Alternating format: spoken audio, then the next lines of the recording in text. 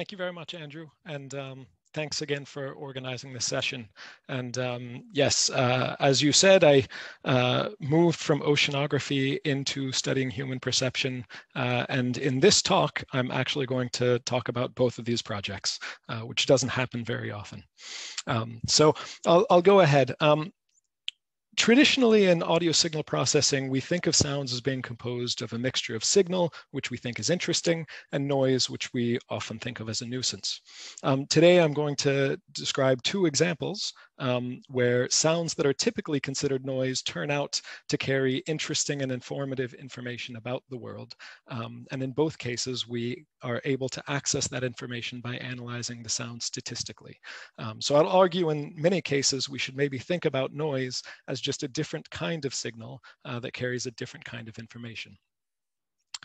So the first example I will give is a physics example, particularly geophysics. I will demonstrate that we can make maps of the ocean depth by doing a statistical analysis of ambient noise in the ocean. And this is a project that I did in the noise lab at UC San Diego. The second example, I will discuss human perception of reverberant sounds. So now in this case, the noise is reverberation, the collection of echoes that enter our ears and distort sounds in natural scenes.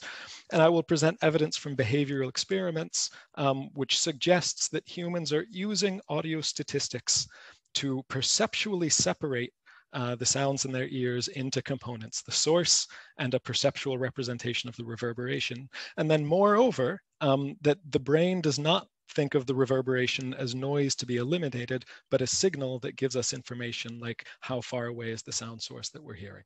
So this is work that I did at MIT in Josh McDermott's lab on computational audition. So thanks to all my collaborators listed on the screen. They made all this work possible. So we'll begin with mapping the ocean with ambient noise. But first, I'll talk about something even more general. Consider two arbitrary sensors in some space, here represented by these black circles, and some event makes a sound. That's the red dot here. Here on the right, I'm showing the sensor, the sound recorded at our two microphones, and down below the cross correlation between. And of course, because we have the same sound in both microphones, our cross correlation has a large, sharp peak, and the correlation time corresponds to the time difference of arrival between the two signals. So far, this is all very standard.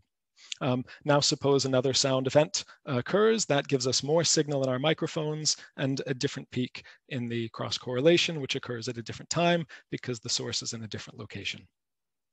And now suppose a third sound event occurs, and this one occurs near the line that connects the two sensors. Well, now the peak in our cross correlation is very close to the time that it takes for sound to travel from microphone 1 to microphone 2, because that is in fact how the sound travels. It connects all three of these in a line.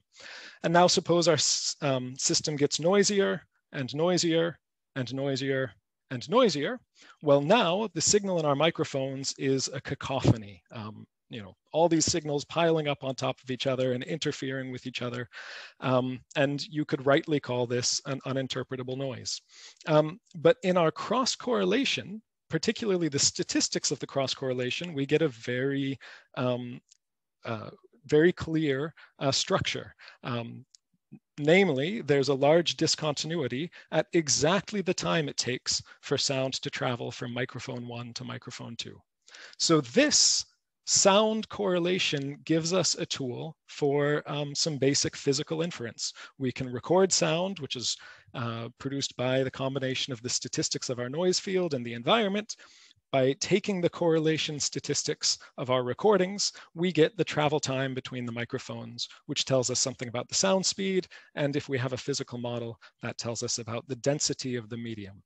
So here's an example of exactly that technique being used to make a map of the density of the Earth's crust in Southern California. Seismic noise from these arrays scattered around Southern California was cross-correlated. That gives the sound speed between every pairwise connection, and that gives us a big network, and from that, an inference can be made to get the sound speed as a function of location. Took 1 month using the hum that appears in seismometers when there is no earthquakes present. By comparison, this map on the right was made using what geophysicists often think of as signal, large, powerful earthquakes. And because those occur infrequently, it takes 10 years of signal to map the same environment that we can do with 1 month of noise. Going beyond the Earth, this technique works on the sun as well. Here on the left, I'm showing a patch of the sun's surface. If we were to watch a video of this patch, we would see fluctuations in all of the pixels. And every pixel, in fact, contains vibration information, because on the sun, any vertical fluctuation induces a Doppler effect on the light that enters our telescope. So by watching a movie of the sun, these vibrational signals can be extracted, and by eye, they would look like static on a TV screen. They would look uncorrelated and structureless. But if you take every pixel pair and correlate them and line them up, what you actually see is the structure of waves that propagate across the surface of the sun, just like waves on the surface of the ocean. And by looking at the structure of these waves, we can deduce information about the deep structure of the sun. So my colleagues and I set out to apply this technique to map the ocean. We wanted to be able to infer the depth of the ocean from the noise of waves crashing. Waves crashing on the ocean is a great sound source for this kind of noise correlation because it has nice predictable statistics. We think of every little white cap of bubbles as being an uncorrelated burst of noise spread out uniformly on a two-dimensional sheet. One difference between this example and things I've talked about before is we now have a reflecting boundary. So that means there are now two paths by which sound can travel from microphone 1 to microphone 2, directly and via reflection. The same logic that I described earlier applies. So in the statistics of our cross correlation, we now get two discontinuities. One of them tells us the sound speed in the medium, and the other one, because this tells us the length of this path, gives us the ocean depth. So far, I've only shown these qualitative examples. I'd like to mention that we can actually get much more rigorous than what I've shown in these slides. I'll just refer you to the paper. And if this was a longer talk, I would talk you through the details of the model and how we could solve this equation. But for now, I will just, in fact, show the results and demonstrate that we can make maps of the ocean using this technique. Here, this plot in the middle is showing a map made of the ocean sub-bottom structure using ambient noise correlations. You can think every line here corresponds to some change of density in our environment. So from water to mud, mud to sediment, sediment to rock, and so on and so forth. This was made by throwing a microphone array into the Mediterranean Sea and letting it drift with currents, recording ambient noise as it went. Chopping that noise into segments and cross-correlating gives us the columns of this plot. After the microphones were recovered, a ship retraced the path of our hydrophone array, making the standard active sonar booming technique to map the same environment. And as you can see, we were able to get much of the same structure without making any noises ourselves. My colleague Charlie Yardim supplemented this noise correlation technique with a rich Bayesian geophysical inference algorithm, which was able to infer not just the thickness of these sea bottom layers, but the density as well. So this technique really works with real world data and allows us to do a really rich, sophisticated inference of the structure of the physical environment. So I've demonstrated that this technique works and is useful in these big, grandiose geophysical scale environments, but this technique will work anywhere, including mundane, everyday scenes. And in fact, the first demonstration that I know of using this cross-correlation technique was done by Weaver and Lobkis, and they just took a block of metal, put two contact microphones on it, and left it on their desk for a couple of days, and came back and were able to reconstruct the acoustics of that metal block. And so in principle, we could take the sound of a bubbling pot or a jet engine, and if we placed our acoustic sensors carefully enough, thought about the processing a bit, and were willing to record enough time, we would be able to infer the resonances of the pot or the structural integrity of the wing. And in principle also, if we had a microphone sitting in a room, we might be able to make some guesses about the room size. And it was thinking about just problems like this that led me to start asking about room reverberation, which led me into the next phase of my research career, studying the human perception of reverberation. So sounds in natural environments enter our ears many hundreds or even thousands of times due to the reflections of surfaces in natural scenes. And you can see in these plots to the right why the reverberation is often considered noise and a nuisance to be eliminated at all costs. This is a spectrogram of speech with no reverberation, and down below is the same utterance of speech with reverberation from a fairly typical restaurant environment applied. And you can see from the perspective of speech recognition, if you can do without reverberation, you'll be better off. And hearing researchers and acousticians have often gone to great lengths to minimize reverberation. Here on the bottom left is an old classic hearing experiment conducted on the roof of the building, so there would be no reflecting walls nearby. And on the right is a more modern setup in an anechoic chamber.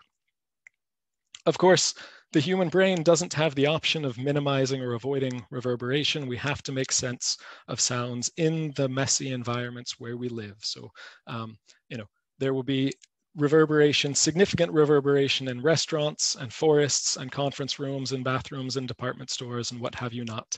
And moreover, there will be a different pattern of reverberation for every single one of these environments. So before I tell you how the human brain is able to deal with reverberation, I first have to address what does reverberation look like in these real world natural scenes.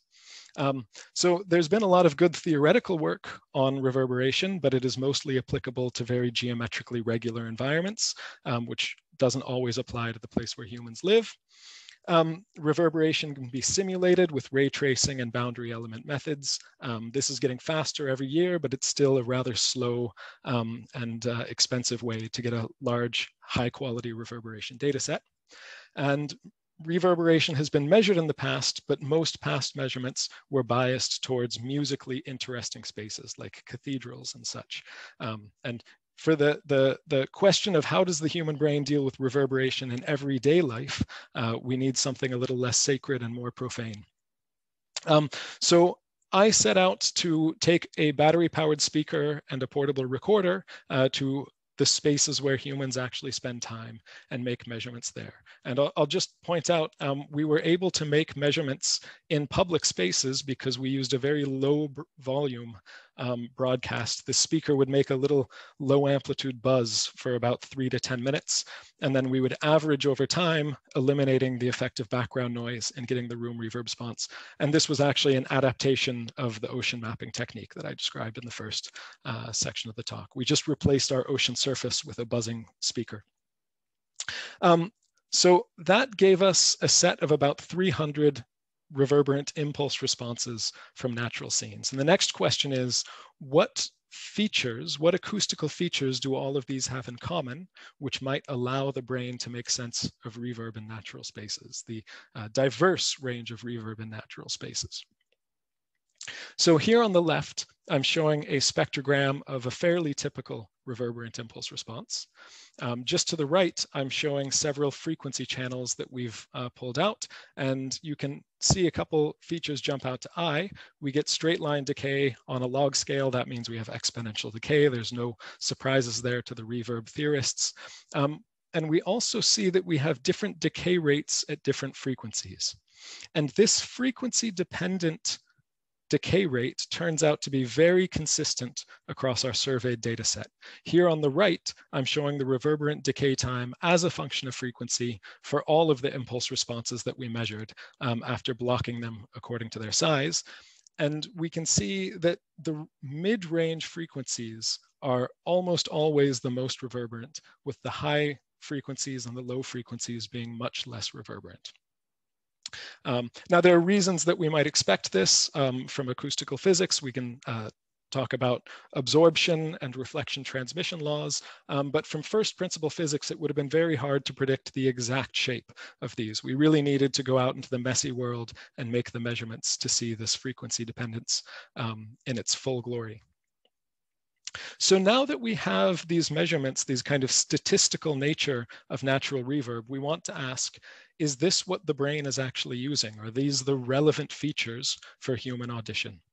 And we probe this by testing human perception with synthetic sounds.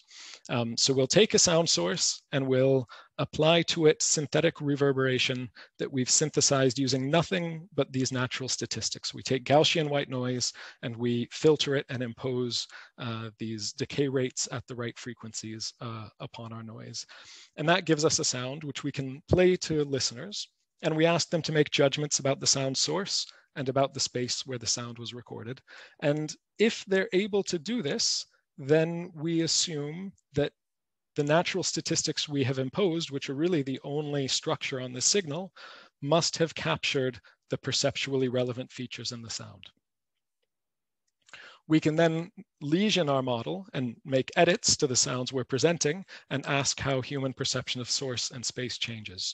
And if there are big changes in human perception, then whatever feature we just changed in our synthesis model must have been important. So this is an experimental tool to reverse engineer what perceptually relevant features are driving human judgments. So I'll play some audio demos now, and I'll just mention, for those of you not listening over headphones, you'll hear all of these sounds in your own current reverberation, which isn't necessarily a big problem, but they might not work quite as well.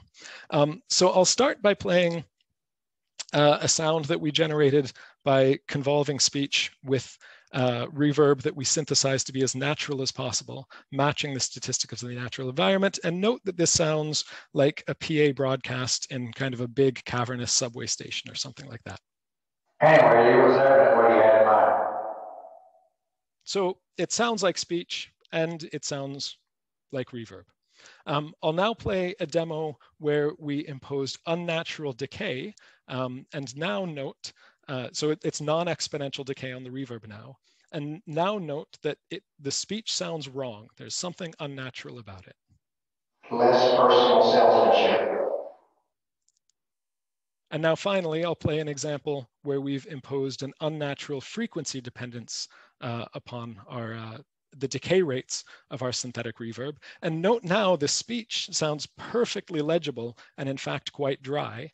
It doesn't sound like reverb at all. It just sounds like the sound has been filtered in a funny way and there's some kind of hissing noise up in the high frequencies, like you have a really bad microphone or something. Ironically enough, in this instance, such personal virtues were a luxury. And I'll just note that we endeavored to make sure the amount of distortion perceptible to the human ear was equated across all of these classes. We just put the distortion in different regions of the spectrogram. So in that final case, that distortion just made the voice sound weird, but it didn't make it sound like reverb at all. So we have some more rigorous perceptual experiments to back this up, but I'll just leave with the demos to make the point that we think this suggests that humans are using these statistics of natural reverberation to precisely do this task of taking a reverberant sound and splitting it into separate representations so the brain can make judgments about the sound source and about the environment.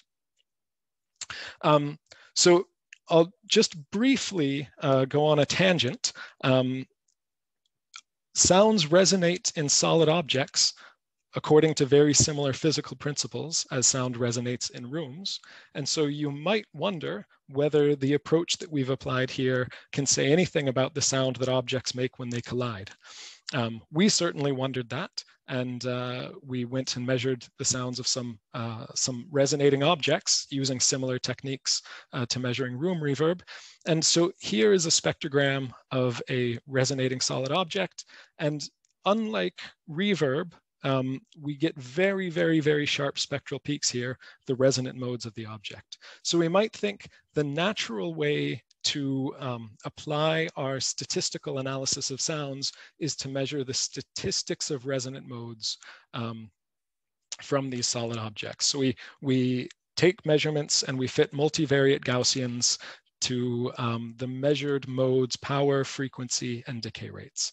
I don't have time to go into this in very much detail. I'll just show you kind of a teaser demo really, some sounds that we synthesized by drawing random numbers from the distribution that we fit to a collection of wooden objects, and then synthesizing sounds with those. So this is a kind of a stochastic synthesis method. And note that every impact sounds different. They all sound like different objects, some small, some hard, some small, some large, some hard, some soft, some hollow, or whatnot. But they all sound plausibly like some wooden object being tapped with a stick.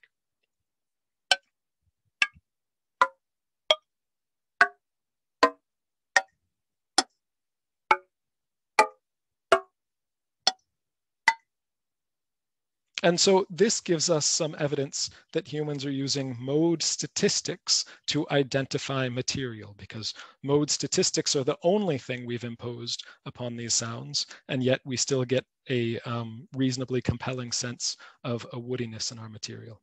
And in a few months, my colleague Vin Agarwal will have a paper coming out that applies the same kind of logic to testing human perception of motion from scraping sounds.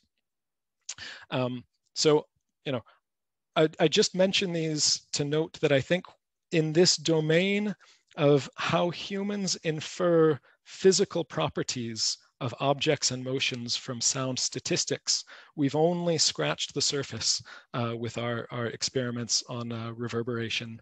I think, you know, as we delve into this, into more complicated sounds, we may find this in a lot more scenarios and environments. So I'll get back to reverberation now. I've presented some evidence that the brain uses the statistics of sound to perceptually separate reverberant sounds into representations of source and the space. And that would be good for a denoising case. If the brain only cared about sound sources and just wanted to get rid of reverberation, this would be a good thing to do. In this final section of the talk, I'll present some evidence that the brain does more than this and uses its representation of reverberation to make more fine-grained and more structured physical inferences about things in the world. And particularly, I'll focus on distance estimation. So why might the brain be able to hear distance from reverberation? Well, there are good physical reasons for this. Here on the top, I'm showing a schematic of a reverberant source, or a source in a reverberant room. Our blue circle is source, our black circle is our microphone, and the arrows represent possible rays that sound can propagate from source to our listener. When the source is near, the direct path is very short, and so, of course, the direct arriving sound in our ear has a relatively high amplitude. And the reflected paths have smaller amplitudes. They have to travel farther, and they lose energy at the reflections. This is all very standard stuff so far. Now, if the source moves farther away, the direct path is now longer, so the amplitude of our direct path has decreased. Of our reflected paths, two of them, the light blue paths, are also longer, but the other two are actually shorter. And we can use geometric and symmetry arguments to show that those changes cancel out. So the average power of these four reflections shown here remains the same. It's unaffected by the distance of the source. And that logic applies to every single reflection in our room that bounces at least twice. So the vast bulk of reverberation, for which I haven't shown any arrows on the scene, its statistical power does not change with the source listener distance. So that means our reverb has a structure whereby nearby sources produce reverb that looks like this: a very strong, clear, direct peak and some amount of reverberation. And distant sound sources have a much weaker direct arrival and basically the same amount of reverberation. So when I describe it like this, it seems, of course, the brain can hear distance from reverberation. This cue is there. But of course, the brain doesn't have access to the reverberant impulse response in isolation. The brain just gets this mixture of our sound source with the reverberation, and it has to infer this property before it could use it. Now, there's past behavioral evidence that humans can make distance judgments, but it's not clear what cues in the reverb they're using. So we wanted to test if humans could still judge distance with the synthetic reverb that we've synthesized. The synthetic reverb doesn't have any early reflections or specific phase information or binaural information.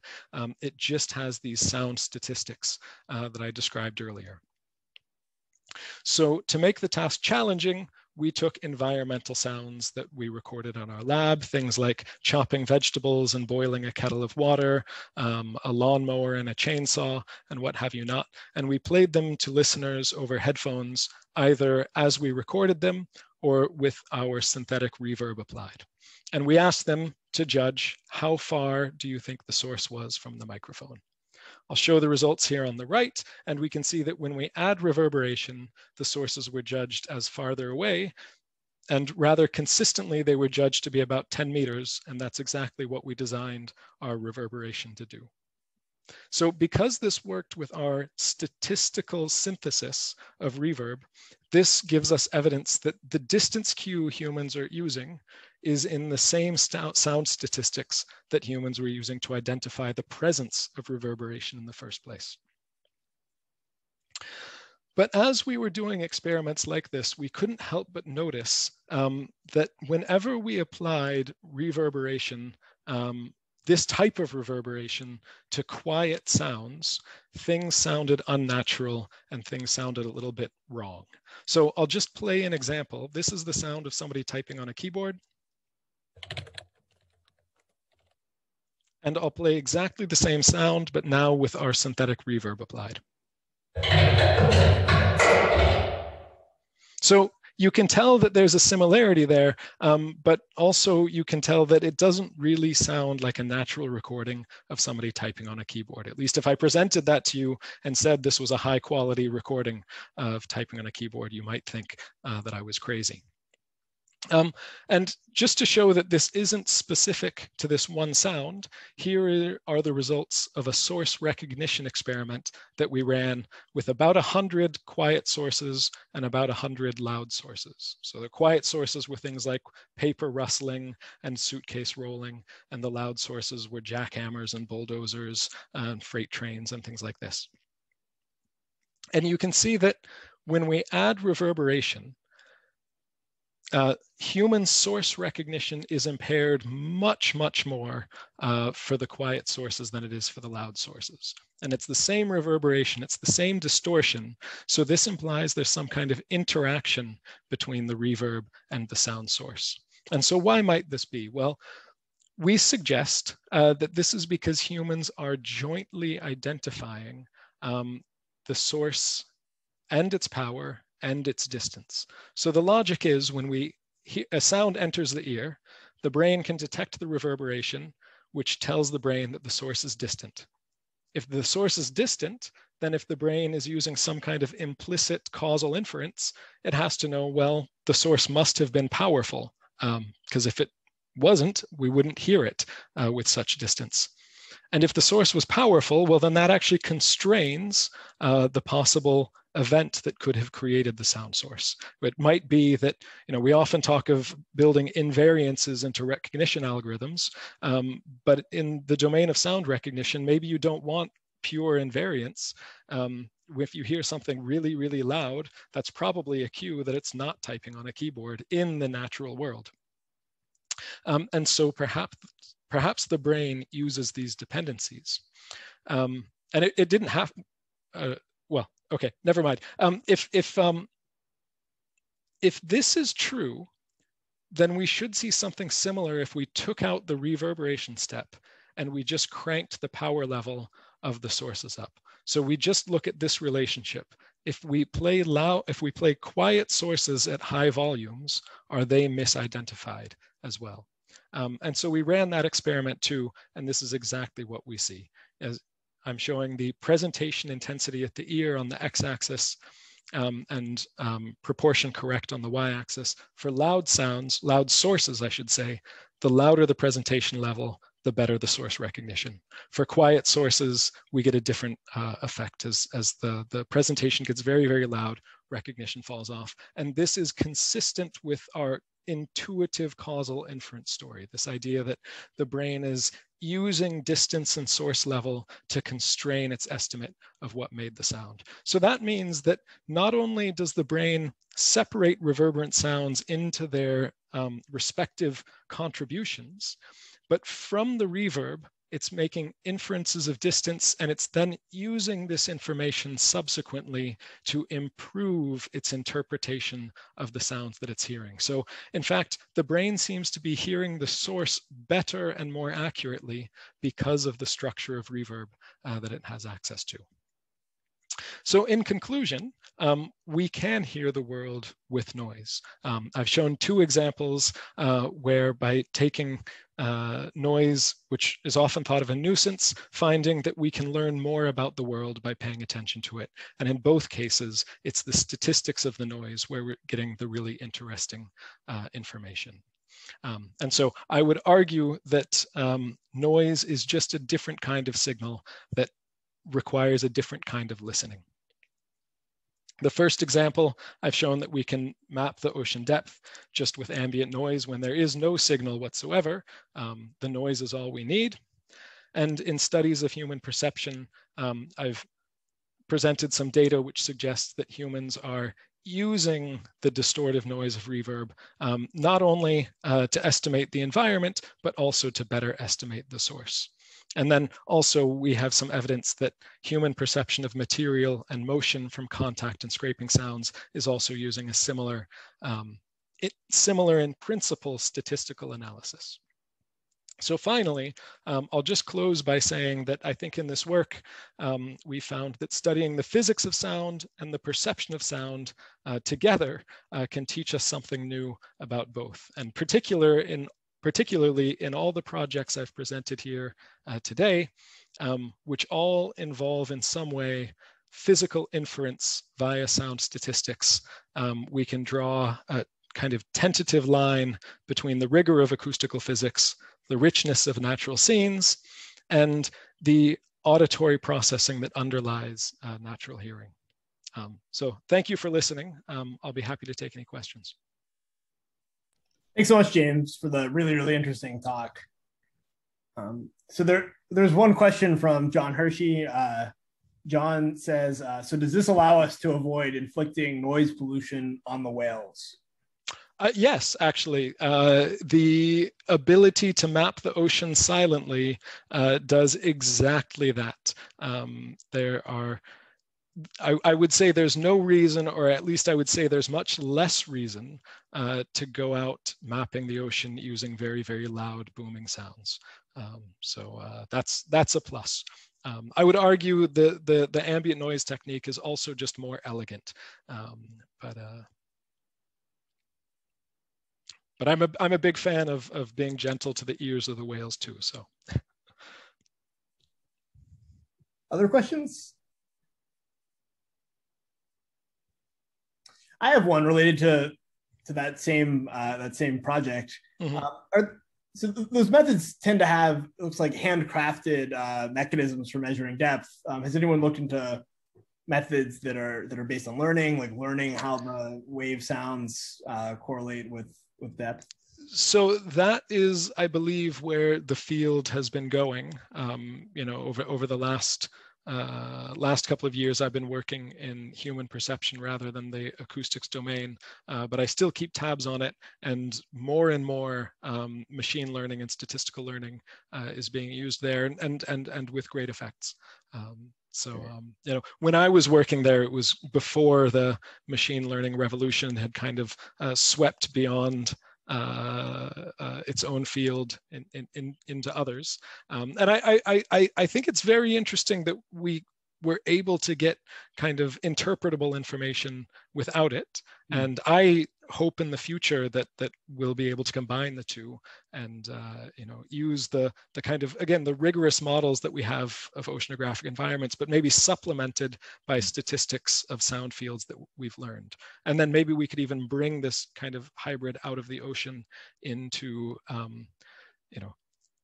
the scenes where humans live don't have the symmetries in the ocean that allow us to make the rigorous and really precise physics models that we were able to use there. But hopefully we can bridge that gap using statistical learning. I would love to see that. Great. Other questions? I have one. About the reverb perception. So over the years, I think I've seen anecdotal evidence that we can separate things. Our models can separate things based on differences in reverb, even in single channel stuff. And I was wondering if you have any evidence from the perceptual domain about that. Not as I think. My own personal evidence from the perceptual domain is also anecdotal. I have spoken to other researchers and made demos myself, where I think that, in much the same way as I've described here, reverb can really be a very useful signal.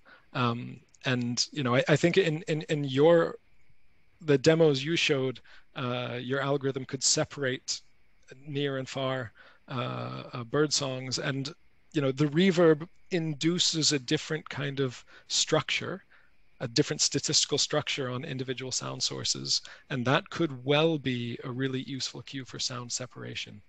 I don't know in perceptual research I don't know of specific examples of that being done. It may well have, but I think it's probably a good idea, and I suspect the brain does use it, whether I know about the paper that studies it or not. Yeah, that jives with my experience. I think, what about loudness differences? So we have also seen, like the very first, the speech separation stuff that I did in around 2006, they had a condition where there was the same speaker. You had to separate the same speaker from itself using the grid corpus. And we saw like a boost in performance when just when the volume was different. Like, so in the SNR condition, you got better results when it was minus 9 dB SNR than you did at 0 dB. That's a cool result, but wait, so that was with your algorithm? Yeah. That's great. That's great. I think that seems familiar with regards to the perceptual experiments we have on humans using source loudness as a cue. It seems perfectly consistent to me that they would use loudness as a separation cue as well. And there I'm even less confident that I've seen that really studied in depth in the perceptual literature. But it's plausible, and I would not be surprised if it turns out that the brain is able to do something like that pretty comfortably and easily and intuitively without us even really being aware of it. I can say in that same vein, I actually heard this from studio recording engineers, less so than perceptual researchers. But I think the idea is known in perceptual circles as well, that if you have two instruments in a track that sound kind of muddy and are blurring together, you can just put tremolo on one. So, one instrument gets this volume fluctuation on it and the other one doesn't. And even though they're sitting in the same region of your frequency domain and power domain, the sheer fact that one of them has this extra temporal structure on it can make it seem like they separate more. So, making a sound quieter, putting reverberation on a sound, putting tremolo on a sound, these are all things that kind of change its structure in such a way that might allow the ear, and very possibly your algorithms as well, to recognize these as distinct things and pull them apart. So you would say like maybe no to normalization of the gain in a recognition system? Yes, absolutely. And it's funny, when my colleagues and I present this stuff at hearing research conferences. For a long time, it's been standard to present everything at a standardized level, you know, and with something like a rustling of plastic, or, you know, even just fingers rubbing together. That's a terrible, terrible thing to do. Because it seems that the brain uses this level as a real cue.